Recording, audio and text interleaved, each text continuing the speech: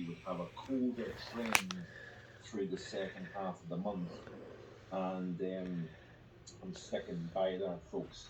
Looking at the ECMWF, so this is the weeklies here, and this is the 850 anomaly here, and what is rather These are working quite well because I've already got some there. Asia, so up across Siberia, the coldest region So on I've the just planet, bought some more being well below freezing. We could for see some my notable temperatures here. little transmitter.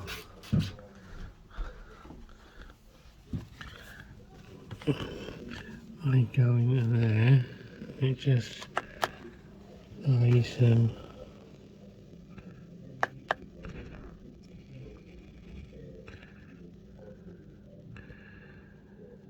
I download the music at 192 MP3 and 192 is pretty decent. Get lots of music on it. Solar power is useless. Well windy out there. This is taking us to the final days of January, and the ECMWF weekly. And this is perfectly fine for music. It's as if it's sniffing out strong blocking over the Arctic region, and that is quite interesting to see, because we do have a lot of interesting things going on in the models at the moment with regards to the stratosphere. Now, up until now, it continuously showed this warming taking place from Siberia towards the So pole. The music on the USB. Propagation is focusing over eastern portions of North America, the upward Back it up onto over there. Siberia, Alaska. To me, anyway, folks, that would indicate that we would have the coldest core of temperature and strongest winds pushed towards our side of the pole, that would enhance the positive North Atlantic oscillation, albeit forcing the storm track a little bit further south. Therefore, it would possibly keep Scotland a little colder, it would keep things milder further south. But there's been a couple of developments in the Loads last of music 24 on or it. so hours that indicate that we could be seeing something a little bit more significant in terms of that warming.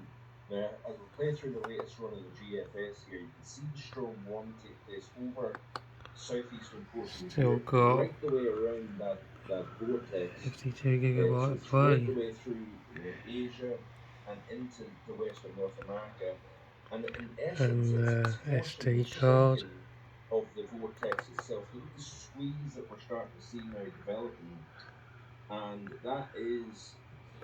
In and it plays. And I'm not jumping in it and saying That that only this is needs exactly 128 as it's just podcast. I do not want to start hyping this up, but that there, folks, could almost start to suggest that the models are now seeing the potential of a sudden stratospheric warming.